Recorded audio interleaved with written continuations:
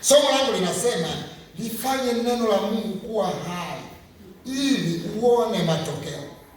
Lifanye neno la Mungu kuwa hai ili uone matokeo. Naandika hivyo. Na namshukuru Mungu kwamba wakati wa Sunday school yule mwalimu wetu mzuri alifundisha vizuri. Na tuliona kwamba neno la Mungu lilikuwepo hata nyakati hizo, kwa sababu Mungu alipolitoa taifa la Israeli katika nchi ile ya Misri kuelekea nchi ya ahadi ya Kanaani, wakati wameendelea na safari, sasa aliwapa amri 10. Zile amri 10 zilikuwa zinaitwa ndio neno la nani? La Mungu kwa wakati huo. Zile amri 10, usizini, usifanye, kila mtu anajua. Zile amri 10 ilikuwa ni neno kwa ambalo walitakiwa walifanyie kazi liwe hai katika maisha yao. Lakini kwa bahati mbaya walishindwa kulifanya neno hilo liwe hai. Ndio maana kati ya Waisraeli maandiko yanasema wala tusifanye uasherati. Tusoma kwenye kitabu cha Wakorinto, kama wale walivyofanya, wakaanguka watu siku moja watu 23,000. Niko sawa mchungaji? Watu 23,000 wakaanguka, lakini neno usizidi lilikuwepo. Isipokuwa neno hili lilikuwa mfu kwa sababu wao wahusika hawakulifanya neno hili liwe hai. Maana yake ni nini? Neno lolote unalolipokea wewe ndio unaweza ukalifanya liwe hai au liwe mfu. Sio kama kuna mtu ananielewa sasa. Neno lolote unalolipokea ni wewe, ni mimi ambaye italifanya liwe mfu au liwe hai. Ndio maana mimi wakati wa kumwomba Mungu nijesonge, nisikia sauti hiyo inasema, lifanye neno la Mungu kuwa hai ili uone nini? Matokeo. Wengi wameshindwa kuona matokeo ya neno la Mungu. Watu duniani hakuna mtu anamchukia Mungu, ndio maana unaona dini ziko nyingi.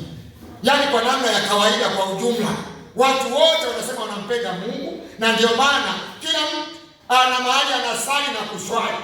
Inaeleweka? Ana mahali anasali na kuswali ni kwa sababu anampenda Mungu. Lakini swali ni moja, je, amelifanya neno la Mungu kuwa hai? Kwa sababu neno la Mungu likiwa hai huwa linaleta matokeo. Mmeniruhusu nishike mic? Amen. Sasa sikiliza. Neno la Mungu likifanywa kuwa hai linaleta matokeo. Lakini neno la Mungu mtu asipolifanya kuwa hai halileti matokeo. Wakati najadili na wenzangu nikawaambia kuna kitu nilijifunza kinaitwa leima na logos. Logos ni andiko. Paulo anasema andiko huua, bali roho huisha. Sasa roho atauishaje? Ni roho anayekaa ndani yako anakufanya ulifanye neno ulilolisikia liwe hai. Likisha kuwa hai, unajua tabia kitu chenye uhai kinaweza kikamuvu. Kinaweza kufanya nini? Kikatembea au kikasogea. Kitu chenye uhai huaga hakikai kama kilivyo. Jiwe ni kitu ambacho hakina uhai. Kuna mtu mmoja wakati mchungaji, tunajenga kanisa ile dogo, kanisa dogo, na Mungu ametubariki pale, tumefungua shule. Kwa hiyo tuna shule pale sasa hivi ya watoto. Tumeanza na watoto 9 na mimi naitabiria itakuwa na watoto wengi. Amen. Sasa wakati tunajenga hiyo nyumba ya Mungu ya kwanza, tukajenga kanisa letu ndogo, bati 24. Mtu mmoja akaja akaniambia, mchungaji, umejitahidi sana na watu wako wachache. Tulikuwa kama watu 10-15. Sasa hivi tunatafuta 100 na kitu. Mungu ametusaidia. Bwana asifiwe sana. Sasa akaniambia, sasa mchungaji, usipate shida ya viti vya kukalia, tafuta mfuko wa simenti nije nikujengee fomu za kudumu kanisani kwako. Ni fomu za kudumu, tafuta mfuko wa simenti. Nikafikiria, nikamwambia hapana, utalifanya kanisa letu kuwa kaburi. Kwa sababu kaburi halijawahi kuongezeka wala kusogea. Kaburi ipo hapo milele daima mpaka Yesu arudi. Akaniambia, unakataa hapa? Nikamwambia ndio. Kwa sababu wewe utalifanya kanisa kuwa kaburi, kanisa lililo hai, watu wanaokuja kwenye jengo lililo hai, utaona mabadiliko. Leo mzee wetu kakalia kiti kizuri kama kile, kwenda nyakati nyingine atakalia kingine kizuri kuliko hicho. Kwa sababu mahali penye uhai huwa kuna mabadiliko.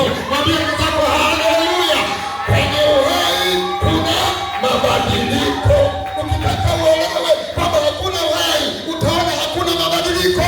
Maisha yako ukitaka uelewe hayana uhai, hakuna mabadiliko. Ulivyoanza Januari ndivyo utakavyokuwa na Desemba. Magonjwa ya Januari mwanzo ya Januari mpaka Desemba. Maana yake hapo hakuna uhai, lakini kwenye uhai kuna mabadiliko. Mwambie mwenzako kwenye uhai, sijakusikia bado, kuna mabadiliko. Soma sasa neno la Bwana. Samueli wa kwanza sura ile ya 3. Sasa ninalisimu langu lisikuchekeshe. Nalitumia kwa ajili ya muda. Simu yangu smartphone iko pale inachaji. Amen. Sije ukasema yule mchungaji alikuja na simu ikatuchekesha. Lisikuchekesha.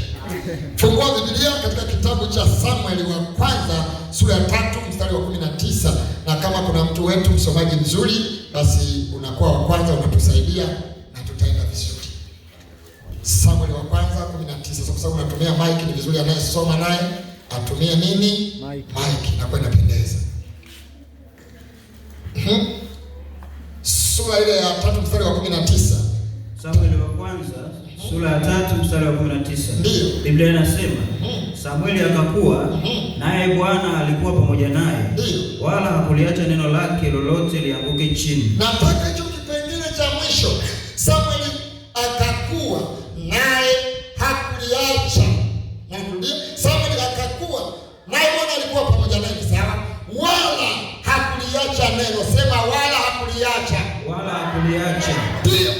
Wakati Samueli amezaliwa, alizaliwa wakati ambao kuhani Eli alikuwa akiongoza kundi la watu kwa habari ya kumwabudu Mungu katika nyumba ya Bwana. Lakini huyu kuhani Eli alikuwa na watoto wake wa kimwili ambao aliwafundisha namna ya kuabudu na kutumikia Mungu. Watoto hawa ukisoma habari zao huku nyuma utaelewa kwamba ilifikia mahali lile neno ambalo baba yao aliwaeleza walifanyaje?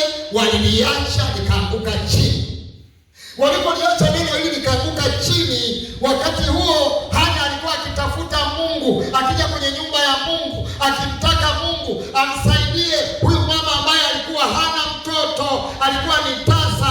Mume wake Elikana alimpenda, lakini baadaye kutokana na kukosa mtoto ikamlazimu, zamani za ujinga, ikamlazimu apate mke mwingine, Penina, achukue nafasi ya Hana ili amzalie watoto. Penina akazaa watoto, lakini huyu Hana akawa hana watoto. Sijui jina Hana lina maana hana kweli kama jinsi ilivyo Hana.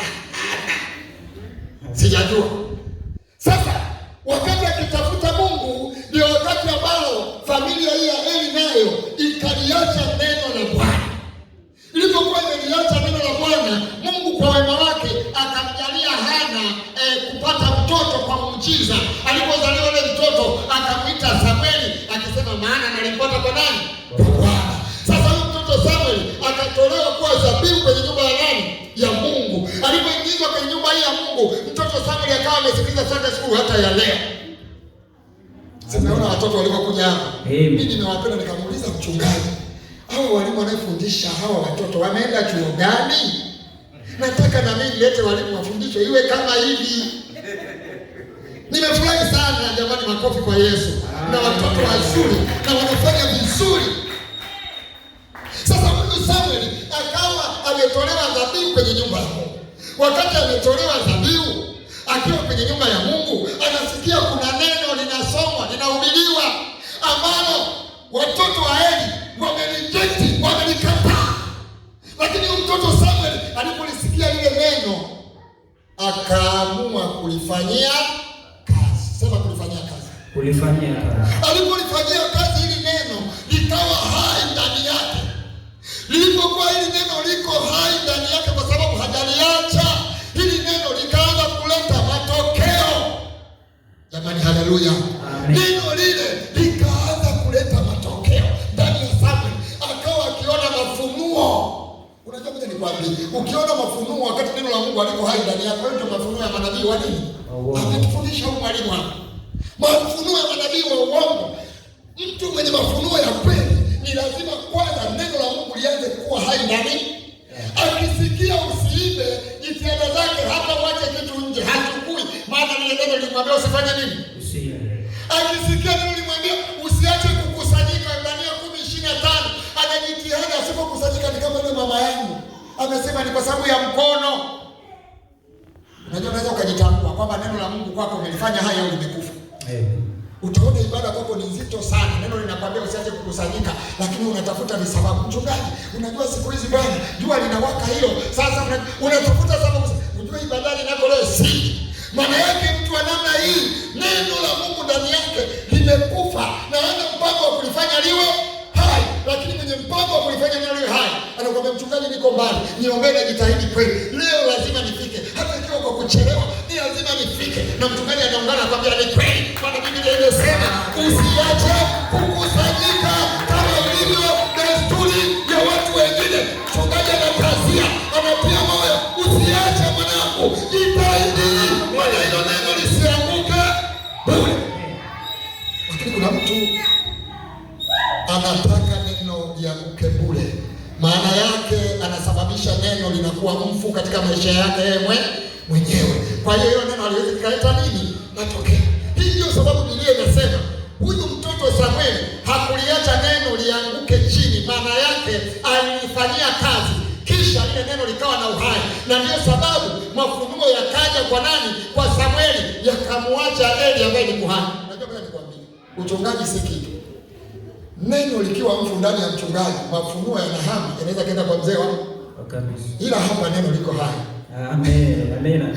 Yesu asifiwe. Kwa sababu wakati nikifika hapa, tumefika nyagani yetu. Mchungaji amewasha maombi huko ndani, kafurahi sana. Nikasema neno la Bwana la maombi hapo liko nini? Liko hai. Sema haleluya. Amen. Sikiliza. Kwa hiyo huyu Samuel alifanya neno liwe hai. Ndio maana maandiko yanakwambia hakuliacha. Maana yake ni nini sasa? Kama angeliacha, Samuel usingemkuta kwenye Biblia yako unayoisoma leo. Amen. Kwa hiyo nikwambia, kama huyu Samuel angeliacha neno, tusingemkuta huko. Kwa sababu alifanya neno kuwa hai. Ndio maana habari zake ziko mpaka hivi leo. Jamani, haleluya. Amen. Kwa hiyo inatutaka hili niliamini na wewe tulifanye neno la Mungu kuwa hai. Angalia katika kitabu cha Samueli hiyo sura ya 4 pale mbele kidogo, mstari wa 1 na wa 2. Msomaji wetu haraka. Biblia inasema, ikawa siku zile Wafilisti walikusanyika ili kupigana na Israeli. Nao Waisraeli wakatoka juu ya Wafilisti kwenda vitani, wakatua karibu na Ebenezeri. Nao Wafilisti wakatua huko Afeki. Nao Wafilisti wakajipanga juu ya Israeli. Na walipopigana, Israeli wakapigwa mbele ya Wafilisti. Wakauawa watu wa jeshi lao lililokuwa wandani wapata watu 4,000. Wao siku Israeli watu 4,000. Hata watu walipofika kambini, wazee wa Israeli wakasema, mbona Bwana ametupiga leo mbele ya Wafilisti? Twende tukalilete sanduku la agano la Bwana toka Shilo hata huku, lije kati yetu na kutuokoa katika mikono ya adui zetu. Sawa, nenda mstari wa 9. Biblia inasema, iweni hodari na kufanya kiume enyi Wafilisti. Ndio. Msije mkawa watumwa wa Waebrania kama wao walivyokuwa watumwa wenu. Fanyeni kiume mkapigane nao. Wafilisti wakapigana nao, Israeli wakapigwa. Wakakimbia kila mtu imani kwake, wakauawa watu wengi sana. Maana katika Israeli walianguka watu 30,000 wenye kwenda vitani kwa miguu. Umesikia kutoka wale 1000 ngapi? 4,000. Wa kwanza sasa umeuawa ngapi? 30,000. Haya, twende sasa mstari ule wa 21 au 20. Biblia inasema, hata alipokuwa katika kufa, wale wanawake waliohudhuria karibu naye wakamwambia, usiogope, kwa maana umezaa mtoto mwanamume. Walakini hakujibu wala hakumtazama.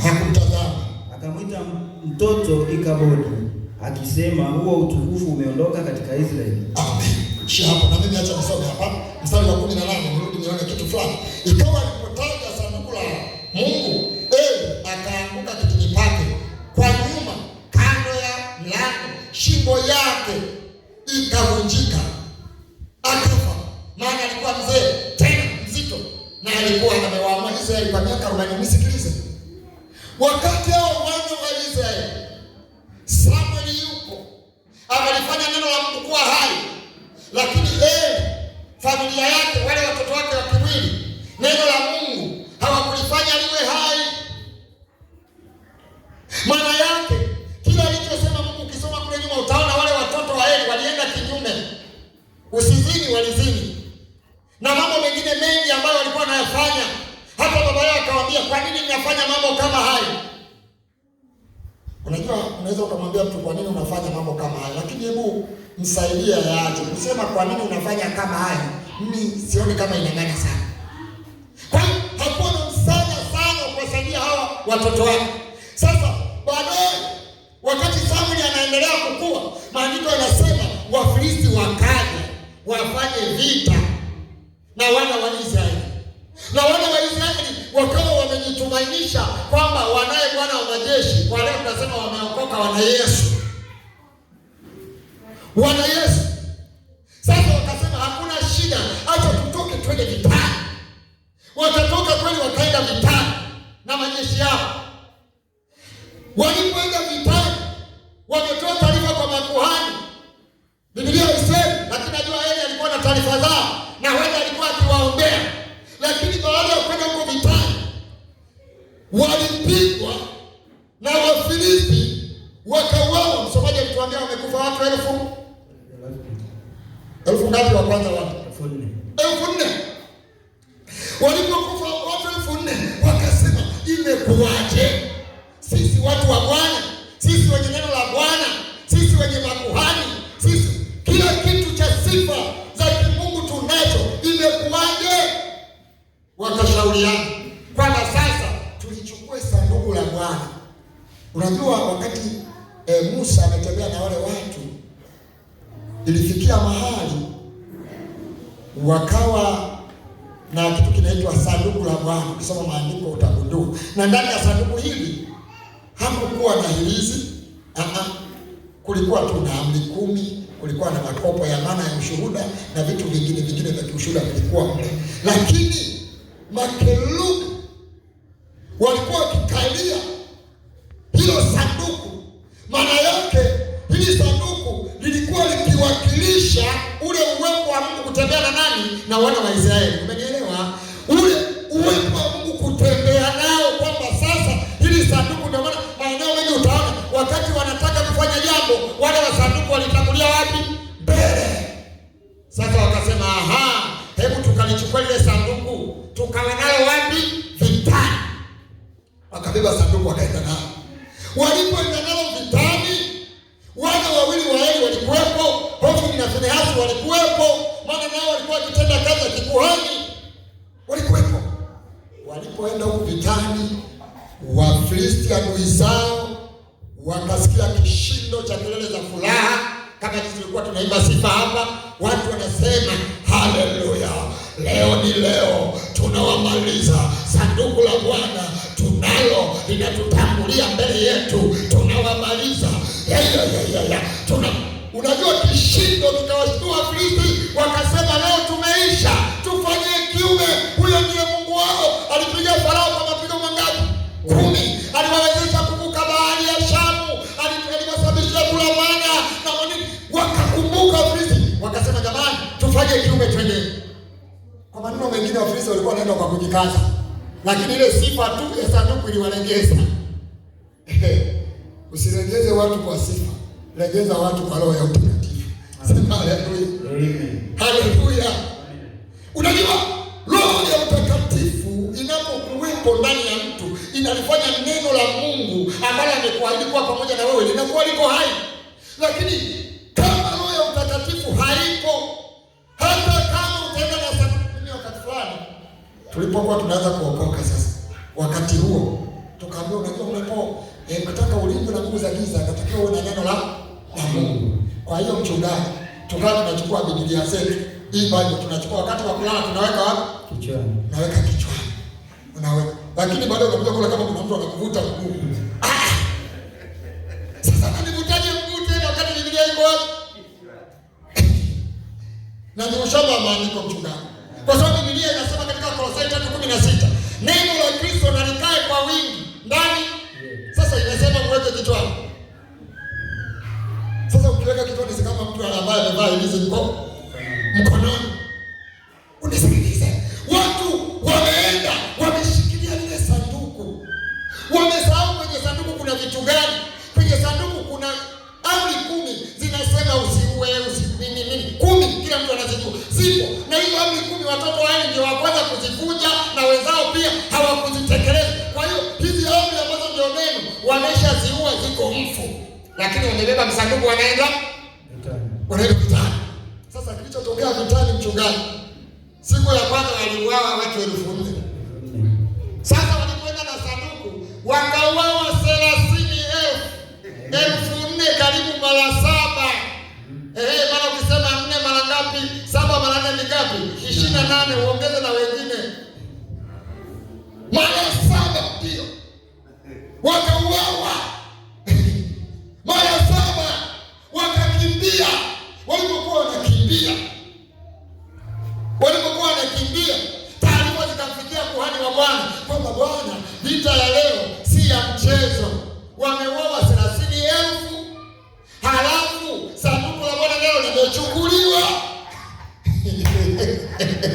Sanduku la Bwana jamaa wamechukua. Halafu Hofni na Finehasi watoto wako nao wamekufa.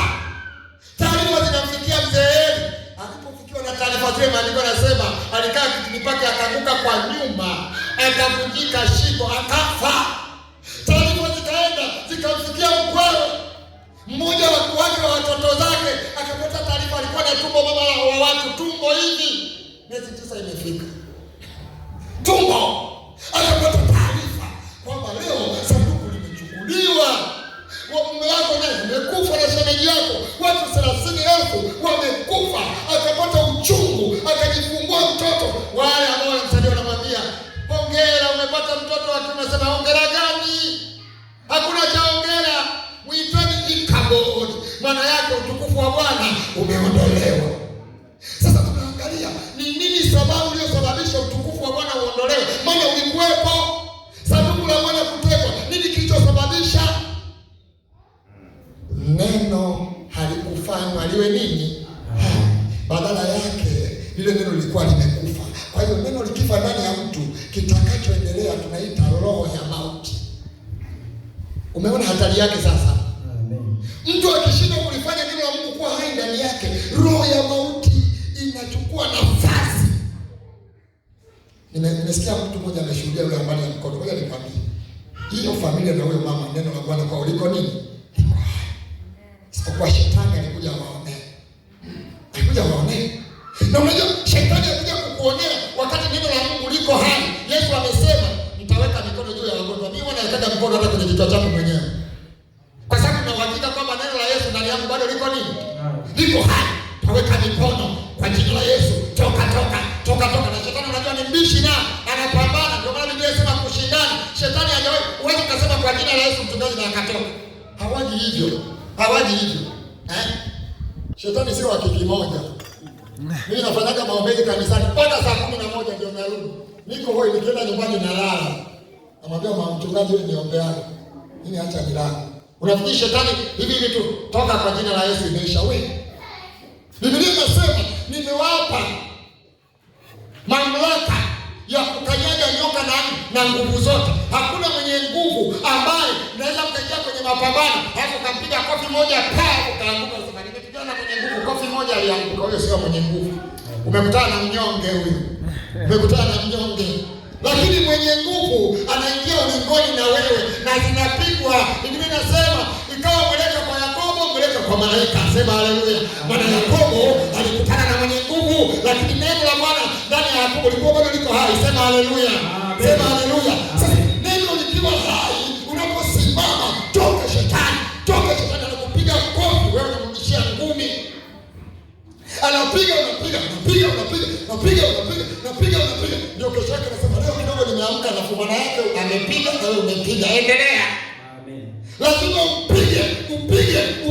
upige mpaka baadaye sasa unaona ameanguka chini. Akishaanguka chini kama Goliathi alivyopiga nani? Kama Daudi alivyopiga Goliathi, hapo unasema sasa imeisha.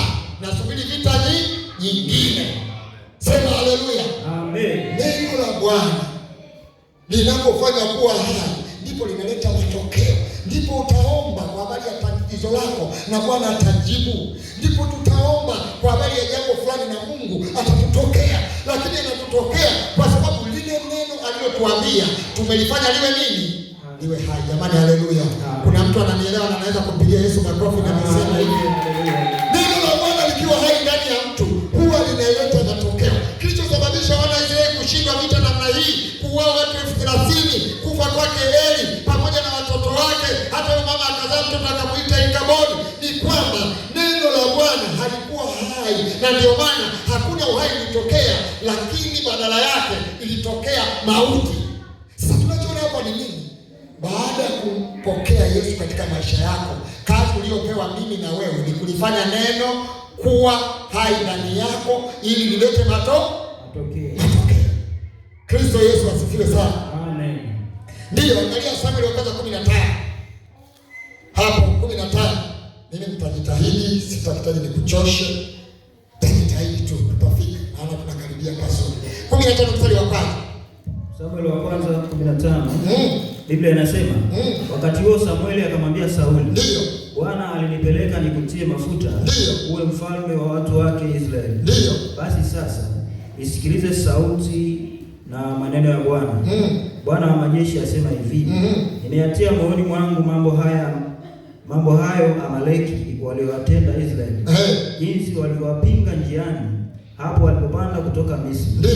Basi sasa enda ukawapige Amaleki na kuviharibu kabisa vitu vyote walivyonavyo, wala usiwaachilie, bali waueni wanaume na mwanamke, mtoto naye anyonyaye, ng'ombe na kondoo, ngamia na punda. Ndiyo. Ndipo Sauli akawaita watu, akawahesabu huko Telemu askari waliopanda farasi 200,000 na watu wa Yuda 10,000. Mstari wa 9. Biblia inasema, lakini Sauli na watu wake wakamwacha Agagi hai, na katika kondoo walio wazuri na ng'ombe na vinono, na wana kondoo na chochote kilichochema, wala hawakukubali kuangamiza, bali chochote kilichokuwa kibaya na kiovu ndicho walichokiangamiza kabisa. Mstari wa 10.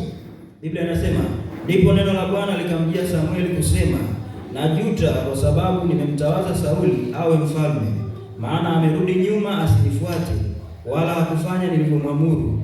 Samueli akasikitika, akamlilia Bwana usiku kucha. Sikiliza nikwambie, wakati huo huyu Samueli akatumwa na Bwana, akaambiwa hivi, sasa kwa kuwa Israeli walihitaji kuwa na mfalme, akasema nenda ukamtie mafuta mtu mmoja anaitwa Sauli awe mfalme, kiongozi wa watu hawa, na huyo ukishamtia mafuta mimi nitamwambia neno langu. Samueli akafanya kama alivyoambiwa, akamtia mafuta, akamaliza kazi yake. Jamani, Bwana asifiwe sana. Amen. Mchungaji anafanya kama alivyoambiwa, anatufundisha neno la Mungu. Wazee wanafanya kama walivyoambiwa, wanasimamia. Mashemasi wanafanya, kila mmoja kwa nafasi yake. Akatia mafuta. Alipomtia mafuta, sasa neno la Bwana likamjia kusema hivi, nimeatia maneno moyoni mwangu ya mabaya ambayo hawa Waamaleki waliwatenda watu wangu. Sasa mimi kama Mungu nataka nijilipize kisasi kwa watu hawa. Ninakutuma wewe sasa, nenda, kwa sababu wewe ndiwe ambaye umetiwa mafuta kwa kazi hiyo. Nenda, ukienda ukawapige hawa, tangu mdogo mpaka mkubwa, mpaka mtoto anyonyaye, na vitu vyao vyote viharibu, usibakize hata hivi. Sema kimoja, hata kimoja, vyote angamiza, teketeza, kisibaki. Sauli akatoka na neno. Somo letu nasemaje? Lifanye neno la Mungu. Hapo usisahau kabisa. Lifanye neno la Mungu kuwa hai ili lilete nini? Matokeo. Sasa kasikia hiyo neno. Kumbuka amepakwa mafuta, ni mtawala, ni kiongozi, anaaminiwa na Mungu, na Samueli kamaliza kazi yake. Sauli anapanga majeshi kama Biblia ilivyosema, anaenda, na anapoenda Bwana yuko pamoja na yeye. Anapoenda Mungu anajidhihirisha kwake, anawakuta wale maadui. Sauli hana kazi kubwa, anawaamuru tu watu, nenda upande huu, wanaenda. Wale wa maadui wakifanya hivi, wanapigwa. Wakati wakiwapiga watu, wakamkuta mfalme wao, kiongozi wao, naye pia alitakiwa auawe. Sauli akamwangalia akasema, rafiki yangu wewe, kaa pembeni. Akaenda akakuta ng'ombe, akakumbuka neno niliniambia kwamba niharibu kila kitu. Akaangalia kile akasema, hao wengine wamenenepa, ni wazuri kuliko hata ng'ombe walioko kwetu. Kwani Mungu tukimpelekea sadaka mnaonaje jamani? Eti mnaonaje tukipeleka sadaka? Eti mnaonaje? Anachukua swali la shetani la Mwanzo sura ya ngapi? Ya pili. Eti nataka ndivyo alivyo shetani.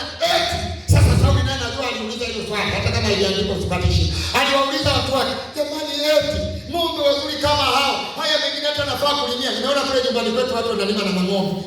Haya mengine hata kulimia yanafaa. Unajua Mungu naye huyo sio kumsikiliza kila kitu. Kwenda ikawa wakati fulani na kwa naye anachanganyikiwa kama wanadamu. Amesahau Biblia inasema Mungu si mtu. Ndio. Mungu si mtu atasema, wala si mwanadamu atafanya ayute. Sasa kwenda ikawa jamani, Mungu huyu labda amechanganyika. Sasa jamani, tuaje ng'ombe mazuri kama mimi nasema hivi, tuchukue hizi ng'ombe ziko 1,100 za fungu la nini? La 10. Tutamtuliza. Mtu mmoja sema, unajua wachungaji hao kutaka kuwatuliza, piga fungu la 10 tu. Na nyamaza kimya. Ashukuriwe Mungu kwamba sio mchungaji huyu na mimi. Hatupigwaki. Akasema tutawamia. Atatulia tu Samueli na Mungu wake leo kimya. Wakachukua ng'ombe wazuri wote, wakaswaga wale wao wasema tia moto wao, tia moto, tia moto. Hivyo. Sasa wakati amemaliza, Sauli anarudi. Sema Sauli anarudi. Sauli anarudi. Kutoka wapi? Vita. Ameshinda nini? Wakati anarudi, huyu mtumishi wa Mungu Samueli anasikia moyo unauma. Sasa moyo mbona unauma? Kwenye masikio anasikia kelele za nini? Za ng'ombe. Sasa ng'ombe haya nini maana yake? Wanakutana. Sauli anamwambia, ubarikiwe na Bwana mtumishi wa Bwana. Asante kwa maombi yako. Hakika vita vilikuwa vya Bwana na Bwana. Unajua wapendwa wana maneno mazuri. Hata kama akiwa amefanya vibaya, yeye atajifunika na maneno mazuri. Ubarikiwe sana. Umeniombea sana. Nimeshinda vita kama Bwana alivyoniambia. Hongera mtumishi wa Bwana. Hebu ngoja tuanze kutoa sadaka fungu ya 10. Anamwambia sawa, lakini ninasikia kuna makelele ya ng'ombe. Yanatoka wapi?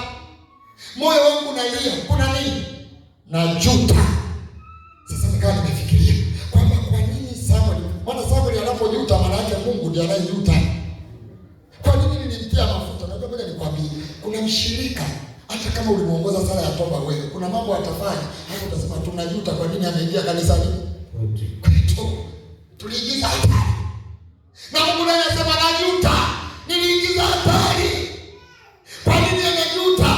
Ni kwa sababu si kwamba Sauli ni mtu mbaya wa sura, lakini Sauli ameliacha neno aliloambiwa, ameliharibu, haliko hai tena. Na kwa sababu neno hilo haliko hai, linaleta kichefuchefu ndani ya moyo wa Mungu. Yesu anasema afadhali ungekuwa moto au ungekuwa baridi kuliko kuwa na uvuguvugu. Unapokuwa na uvuguvugu, tumbo la Mungu linachemka, anajisikia kutapika. Biblia inasema atakutapika, atanitapika nitoe. Jamani, Mungu atusaidie sana. Ni kwa sababu neno la Mungu halijafanywa liwe hai. Sasa nisikilize. Ukisoma maandiko haya utaelewa. Sasa sitasoma kwa sababu ya muda umeenda sana. Lakini ukienda mbele zaidi utakuta Sauli alikufa. Katika ile 3:24 mpaka 28 mchungaji imesoma, lakini nafikiri muda asije mchungaji kama unaruhusu. Kwa sababu muda wangu umeisha. Kama unaruhusu isome. Okay. Naomba mtu mmoja isome. Samueli sura ile ya 3 isome mstari wa 24. No, sura ya 31 samahani. 31 mstari wa kwanza. Soma mpaka nikwambie basi. Samueli wa kwanza 31. Kwa sababu nataka nilete matokeo ya huyu Sauli. Biblia inasema basi Wafilisti wakapigana na Israeli. Ndio. Nao watu wa Israeli wakakimbia mbele ya Wafilisti. Ndio. Wakaanguka wameuawa katika mlima wa Gilboa. Ndio. Wafilisti wakamfuata sana Sauli na wanawe. Ndio. Wafilisti wakaua Yonathani na Abinadabu na Malkishua wana wa Sauli. Ndio. Tena vita vilikuwa vikali sana juu ya Sauli. Ndio. Na wapiga upinde wakampata. Ndio. Hata akafadhaika sana kwa sababu ya wapiga upinde. Ndio. Ndipo Sauli akamwambia yule mchukua silaha zake, futa upanga wako unichome nao, wasije watu hawa wasiotahiriwa wakanichoma na kunisimanga. Lakini huyo mchukua silaha zake akakataa, kwa sababu aliogopa sana. Basi Sauli akautoa upanga wake akauangukia, na mchukua silaha zake alipoona ya kuwa Sauli amekufa, yeye naye akauangukia upanga wake akafa pamoja naye. Ndio hapo, hayo ndio madhara ya kutokulifanya neno la Mungu liwe nini. Unaona, niliacha neno la Mungu. Ukisoma pale hiyo sura ya 15 mstari 22 kule utagundua Bwana naye alimwacha, kwa sababu Mungu kinachomfanya amfuate mtu ni ile neno lake kuwa hai ndani yake, hicho tu. Lakini neno la Mungu likiwa mfu ndani ya mtu, hata kama nalisoma, hata kama nalihubiri, hata kama likiwa mfu, Mungu hana habari na mtu huyo. Maandiko yanasema sasa Sauli akajitia nguvu akasema niende vitani. Alipoenda vitani wakati huo, maadui zake wakawa na nguvu juu yake, wakashambulia, wakaua watu wengi katika jeshi. Lakini sio watu tu, siku hiyo hata Sauli mwenyewe aliamua kwenda vitani. Wakati ameenda vitani, maandiko yanasema Sauli akafadhaika sana kwa sababu ya wapiga upinde, maana walikuwa na nguvu zaidi ya yeye, wakapiga pinde zao, lakini mwisho wakaua watu wengi mno, na yeye mwenyewe Sauli akawa katika hatari. Ndipo akamwambia yule mtu askari alikuwa karibu naye, Bwana nakuomba uniue. Jamaa akaogopa akasema, kiongozi wangu tena anasema nimuue, hii haiwezekani. Alipoona haiwezekani, akaweka upanga wake akausimamisha, alafu akaruka akaangukia upanga wake Sauli, akajiua mwenyewe. Na yule mbeba silaha zake akaangukia upanga akajiua mwenyewe. Na siku hii watoto wake pia wakauawa.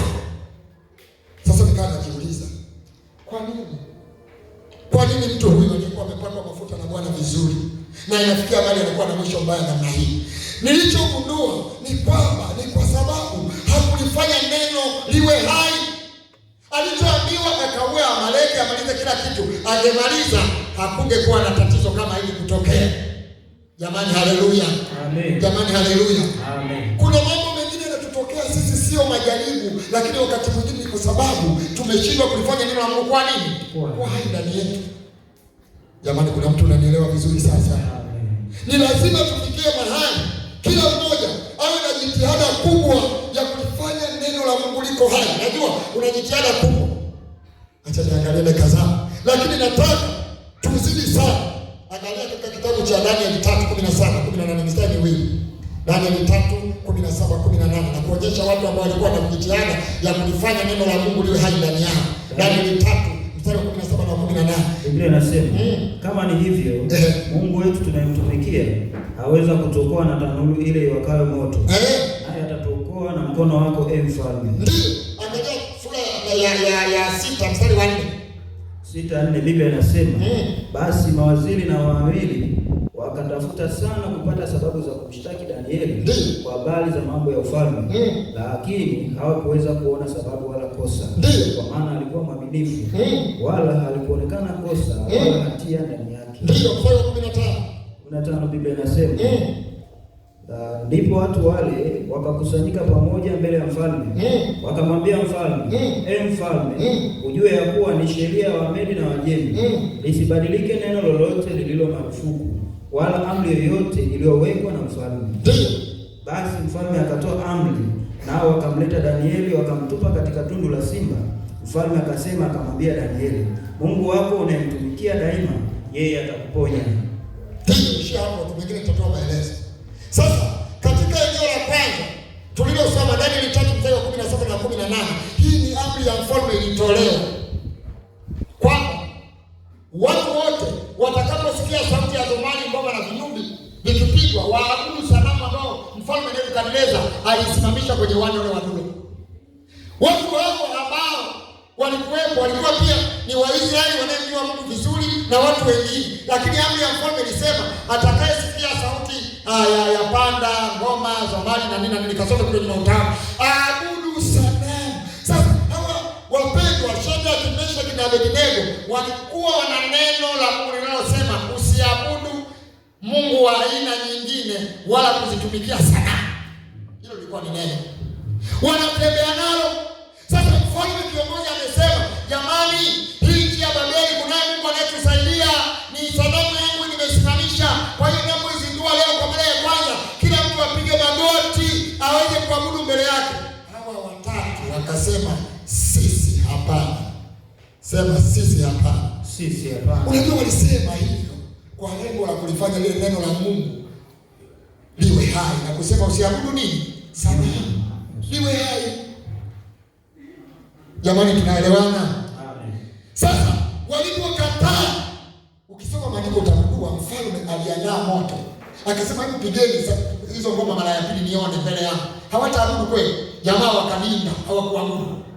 Kwa sababu wamekusudia neno la Mungu liwe hai ndani yao. Ngoja nikwambie mpendwa, kulifanya neno la Mungu kuwa hai ndani yako ni gharama sana. Kuna mtu umelala. Nimesema hivi, kulifanya neno la Mungu kuwa hai ndani yako ni gharama sana. Amen. Na kuna wengine wameshindwa hiyo gharama, ndio maana wanatembea na neno ambalo liko nini? Liko mfu. Wewe unawajua, wewe ni majirani zako, wanasali na kuswali, wewe unawaelewa. Lakini neno la Mungu kwa haliko hai, limekufa. Kwa sababu kulifanya neno la Mungu kuwa hai ni gharama. Kijana kama kijana kwa ulimwengu wa sasa lazima awe mzizi, ndio ataonekana kama kweli huyu naye nini? Ni kijana. Lakini kijana anayempenda Mungu, ambaye ameamua kulifanya neno la Mungu liwe hai, hawezi kufanya kitu cha namna hiyo. Iwe shetani amemwambia, iwe mwili umemwambia, anasema hii hapana, maana mimi nataka neno la Bwana liwe hai ndani yangu, kama Yusufu alivyosema kwa yule mke wa bosi wake, hii hapana, kwa sababu nataka kulifanya neno la Mungu kwa nini? Hai ndani yangu. Pamoja na kwamba alipelekwa gerezani, lakini neno halifungwi, linakuwa lipo sawa ndani ya mtu. Neno likiwa hai linakutoa kwenye gereza. Neno likiwa hai linakutoa kwenye tatizo. Hawa wapendwa, ukisoma habari zao, wakapelekwa kwenye moto. Wakati wanaenda kwenye moto, wengine wanaambia, jamani, unajua nini? Mmedanganywa. Dini za kirokole za sasa sisi wenzetu tuna dini tena ya kwetu ni kubwa kama yenu, lakini tuliposikia sauti ya zamani na ngoma tulianguka tukapiga magoti. Sisi bado tuko sana. Kuna mtu mmoja kaacha wokovu kanisani kwetu. Sasa anaambia wenzake, mnaendelea nyinyi na wokovu? Kwani unafikiri mkiacha wokovu, mbona hata mimi nimeacha siroho? Si mimi tu mnaniona nini? Sinaendelea na maisha, biashara yangu haikufa, naendelea tu, hamna shida. Na kampata mmoja. Nimewaambia asipokuja Jumapili leo kapatwa, tutatangaza kwamba jamani, mwenzetu kapatwa, mwezi umepatwa. Unasimaga? Sikiliza, kulifanya neno la Mungu kuwa hai, wapendwa, ni gharama. Wanapelekwa sasa kwenye ule moto, na wale maaskari wanasema, hawa ndio wabishi. Mliona sasa wanakataa kuabudu sanamu. Sisi wote tuliabudu, maaskari tumeabudu, lakini hao wamekataa. Muone cha mtema kuni kitakachowapata leo. Jamaa wanapelekwa. Zamani mchungaji walikuwa anaimba nyimbo yake, na ikumbuka ulikuwa unaimba haleluya haleluya haleluya. Naikumbuka. Mimi nafikiri hii nyimbo walikuwa anaimba kina Shadraka, Meshaki na Abednego. Ndio maana hata na wewe uliipenda. Haleluya. Wapendwa, wanapelekwa kwenye moto. Wakati wanafikishwa kwenye moto, wanapotupwa kwenye moto, wale wanaotupwa kwenye tanuru la moto wenzao wanaungua. Jamaa wanatembea kwenye nini? Maana yake Mungu wetu ni moto ulao. Kwa hiyo kwa kuwa wamelifanya neno la Mungu kuwa hai, sasa na wao wamegeuzwa kuwa moto ni rafiki yao. Sema haleluya. Wanatembea maana neno la Mungu liko hai. Amen. Ikiwa hai tuweza tukakaa na wachawi wakituloga, wanajiloga wenyewe, kesho wakatukuta tunaamka tunaendelea na mambo yetu, kwa sababu neno la Mungu liko hai. Tumoja niulize, chungaji uko salama? Nikamwambia salama. Watoto wako? Sema hawajambo. Mke wako? Sasa wewe unauliza maswali yote hivi mpaka nauliza yote haya. Kuna nini nyuma ya maswali haya? Labda kuna kitu ametumia, labda kuna jini ametupa, anashangaa aliyetupiwa jini bado anaendelea. Haleluya. Haleluya. Haleluya. Haleluya tena.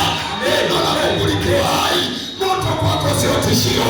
Neno la Mungu likiwa hai, wachawi kwako sio tishio. Neno la Mungu likiwa hai, mapepo kwako sio tishio. Neno la Mungu likiwa hai, hata magonjwa kwako sio tishio. Haleluya! Neno la Mungu likiwa hai. Daniel anakuambia habari yake. Maandiko yanasema huyu Daniel alikuwa mwaminifu kwa neno la Bwana, hakuliacha neno. Wakatengeneza hila, wakasema hivi, mfalme huyu Danieli huyu, sisi tunasema wewe mfalme ndio mwenye Mungu mzuri, lakini kuna wengine wana miungu mibaya hapa. Sasa tunasema hivi, muda huu wote asionekane mtu kuomba Mungu mwingine, apige magoti aombe Mungu wa kwako mfalme sawasawa na iwe sheria ya Wamedi na Waajemi isiyobadilika. Mfalme akakubaliana nayo, akatia saini. Alipotia saini, wakati Danieli alikuwa kwenye ufalme ule na alikuwa ni mfanyakazi wake mzuri. Sasa Danieli akasikia taarifa, habari, nisikia watoto walisimama wanasema habari, habari. Na sasa Danieli akaambia habari ni hii, kwamba hakuna kuomba Mungu wa mbinguni. Mungu atakayeomba ni mmoja tu, Mungu wa mfalme, na mtu yeyote atakayeomba Mungu mwingine, huyo sasa atatumbukizwa kwenye shimo ambalo ndani yake kuna simba walionyimwa chakula siku nyingi ili aliwe na simba. Aha, Danieli akasema haleluya, haina shida. Akaenda nyumbani kwake, akasikia moyoni kwamba anastahili kuombwa ni Mungu wa mbinguni. Akapiga magoti, akafungua madirisha, ataka yeye anayeomba kwa siri. Lakini Danieli amefungua madirisha, anaanza, Baba, katika jina la Yesu, Mungu wa mbinguni, niko hapa, ninakuita Jehova, tenda maajabu, tenda miujiza. Danieli anaomba, anajaza Roho Mtakatifu, ananena kwa lugha. Watu wanachukua taarifa ya Danieli, wanaipeleka kwa mfalme, wanasema yule Danieli ameomba leo mara 3, ameomba, amekudharau. Akasema basi mchukueni, mpelekeni kwenye shimo lenye simba. Sikiliza, wamesahau kwamba Yesu wetu anaitwa si twiga, sio tembo, anaitwa simba wa kabila la Yuda. Haleluya! Simba wa kabila. Nikwambie, Yesu ni simba, simba mnyama, anaitwa mfalme. Tembo akitokea mbele ya simba, simba anamwambia chakula na kumaliza. Twiga akitokea, simba anasema na kumaliza. Maana yeye ni mfalme.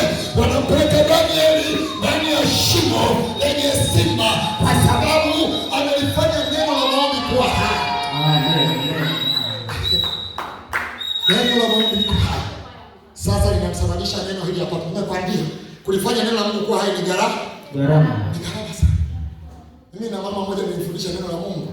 Sasa anatokaga huko mbali, hata ndani Saita huko. Anakuja kusema, namwambia mama, sasa Jumapili ijayo nikuchangie bodaboda. Akaniambia, mchungaji, usijaribu. Nitatoa mimi mwenyewe, nikusikiliza somo lako. Ulisema kumwabudu Mungu lazima tulipe nini? Gharama. Nikamwambia sasa, kama kuna kanisa limefunguliwa usali, sema sitaki. Hakuna mtu ambaye anaweza kutengana na baba yake kirahisi. Niache niendelee kusali hapa. Nitakuwa natoa 4,000 kuja, 4,000 kurudi. 8,000 kwa siku na michango. Namwambia utoe michango ya ujenzi, anatoa, na michango mingine anatoa. Maana amekubali kulifanya neno la Bwana kuwa hai ndani yake. Ni gharama. Jamani, haleluya. Amen. Anatupa Danieli ndani ya shimo lenye simba walionyimwa chakula. Lakini mfalme alikuwa pia anamwamini. Anasema, Bwana, mimi sheria nimesaini. Kwenda ikawa kimakosa. Unajua kuna wengine wanasaini vitu kimakosa. Lakini nasema hivi, basi yule Mungu wako ambaye wewe unamuomba basi akakuokoe. Maana siwezi nikabadilisha sheria ambayo tayari nimeshasaini. Nenda Danieli anatupwa kwenye shimo hili. Kwa kuwa amelifanya neno la Mungu kuwa hai. Anapoamka chini, Yesu simba wa kabila la Yuda ameingia ndani yake. Kasome Yohana 15 mstari wa 4. Anasema, kaeni ndani yangu nami, takaeni ndani yangu nami ndani. Kwa hiyo Danieli, kwa kuwa neno la Mungu amelifanya kuwa hai, sasa Yesu yuko ndani yake. Unaona? Sasa wanaposhuka Danieli kwenye ile simba, kwenye shimo lile, si Danieli, anashuka simba wa kabila la Yuda ambaye anaitwa nani? Yesu. Na kwa kawaida simba hamlani simba mwenzie. Wewe kuna Mungu hata kama nani? Mungu anapenda kula nyama sana. Kweli si kweli? Amen. Hata fisi. Mungu anaweza kumla mbwa mwenzie? Haiwezekani kabisa. Sasa simba hawezi akamla simba mwenzie. Wakati Danieli anashuka nyama. Simba anataka na simba mwenzie. Danieli anakaa ndani ya shimo hili lenye simba wenye njaa. Siku siku ile usiku kucha, huko anaimba Baba wa mbinguni, hakuna kama wewe Baba. Simama na chekea Mungu, hakuna basi. Sikiliza neno la Mungu likiwa hai. Ukisoma Matendo ya Mitume, kina Paulo waliingizwa gerezani ili utoke kwenye magereza. Jamani, haleluya!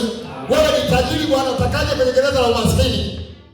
Neno la Mungu likiwa hai, kuna siku hata gereza la umaskini utaliacha. Sema haleluya. Amen. Nataka nikwambie, Danieli akawa salama. Kilichofanya awe salama ni lile neno ambalo alifanya kuwa hai. Neno usipolifanya kuwa hai, ndugu yangu, haliwezi likaleta matokeo. Tusimame. Muda wangu umenitosha na nimeenda zaidi, na utanisamehe kwa hilo. Lakini tusimame. Neno lisipokuwa hai ndani ya mtu, matokeo yanakuwa ni machache.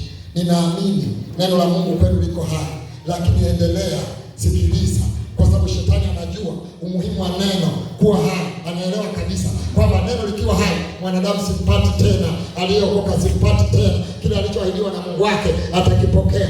Anaelewa, na ndio maana amejitahidi sana kuua neno la Mungu kwa kaka zetu, hata kwa mabinti zetu. Analiua neno la Mungu liwe mfu. Wanakuwa wako kanisani, lakini wana mambo yao kadha wa kadha ambayo inaweza kaya yanaendelea. Sikiliza, hiyo ni kazi ya shetani, lakini Bwana amenituma, Bwana ameniambia kwamba wewe ni mtu wa thamani sana mbele za Mungu, kama alivyokuwa wa thamani Danieli wakati ule, kama alivyokuwa wa thamani Meshaki, Shadraka na Abednego wakati ule.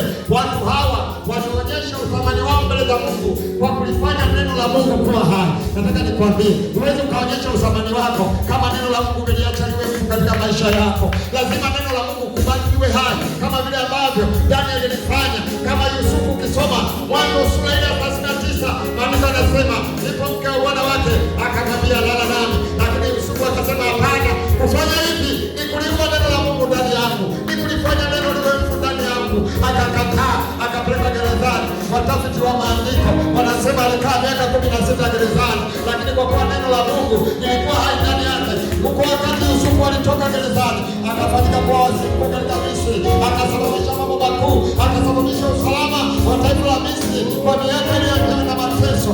Hivyo Mungu anavyotutaka mimi na wewe tulifanye neno la Mungu kuwa hai.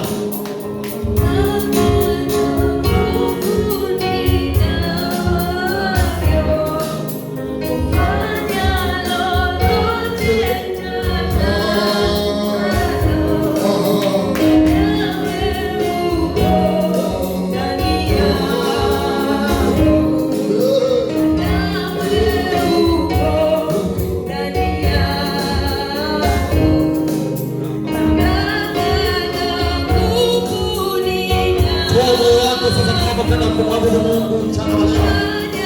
Toa moyo wako kama nilivyotangulia kusema, neno la Mungu likiwa hai ndani yako. Hata wewe ambaye hautatuona kwenye mitandao ya kijamii, bado wewe ni wa thamani sana mbele za Mungu. Neno la Mungu likiwa hai litaleta matokeo. Lazima nipige kitu. Fanya ibada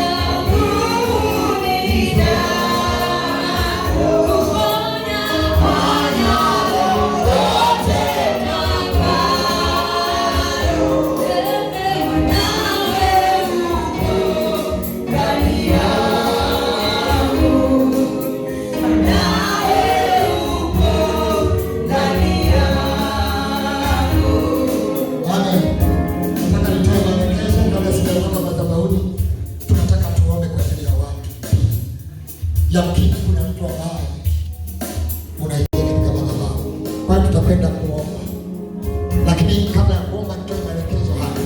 Ukitaka kuja mbele utakuja, lakini hata ukiwa pale ulipo pia tutakuombea. Nategemeana na jinsi ambavyo unaongozwa ndani. Ikiwa unaomba ni vizuri uje, lakini ikiwa una tatizo tofauti na hapo, unamhitaji Mungu, baki uje, yote ni sawa. Isipokuwa nitamshukuru Mungu, alafu kuna maneno ambayo itakusaidia. Taongozana, tayasema nyuma yangu. Maneno hayo utakapoyasema, kuna kitu cha tofauti ambacho lazima kitafanyika. Acha nishukuru Mungu. Baba, katika jina la Yesu nakushukuru kwa ajili ya neno hili ambalo ulinipa maalum sana kwa ajili ya madhabahu yako, ili kuwaongezea watu wako nguvu. Nimwambia Elia, inuka ule, maana safari ni ndefu. Kuna mtu ana safari ndefu, kuna mahali ambapo anaenda bado hajafika, na ndio maana umemletea mkate, umemletea na maji ya kunywa ili aendelee. Asante kwa kuwa hakuna mtu ambaye hajapokea kipande cha mkate mtakatifu ambao umeuachia kwetu mchana na siku ya leo. Baba wa rehema, ninakushukuru. Wakati tunakuja kwako, tunataka tuseme maneno ambayo yatusogeza na yalete mabadiliko makubwa katika maisha yetu. Sasa nifuate kwa imani.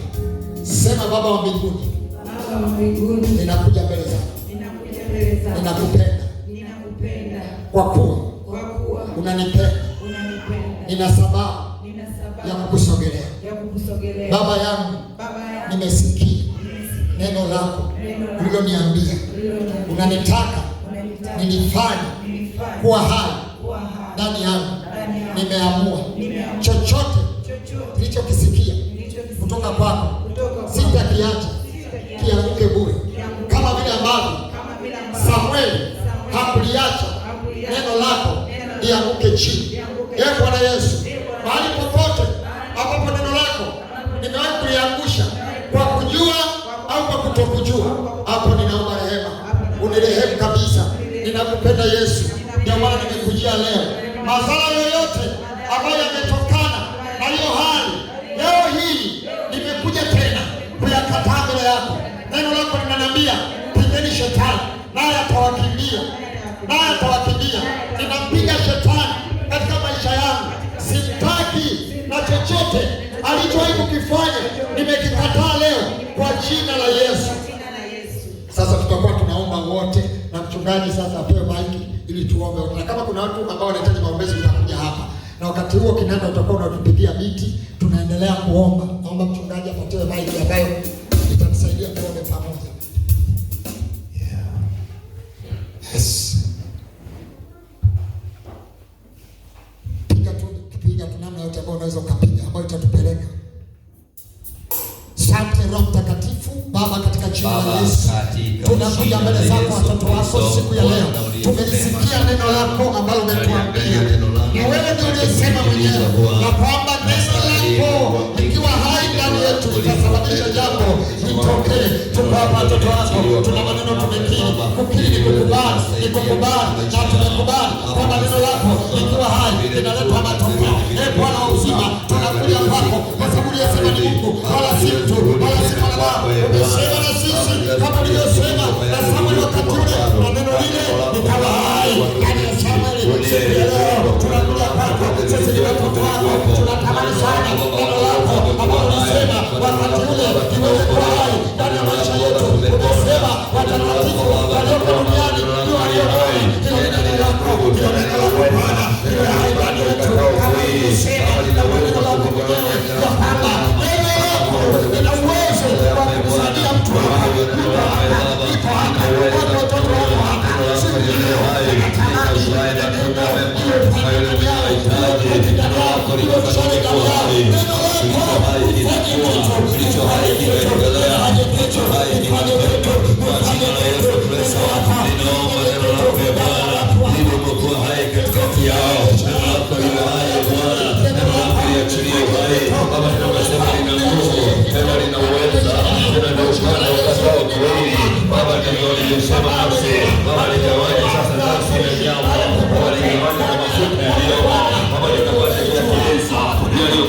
mtumishi wako huyu sasa ambaye anahitaji neno lako Bwana, likatende jambo jipya, likatende jambo jipya leo. Bwana nawapatia kushukuru kama vile mvua inavyoshuka kutoka mbinguni kuja katika ardhi, kama inavyochipusha basa mimea, kupisha Baba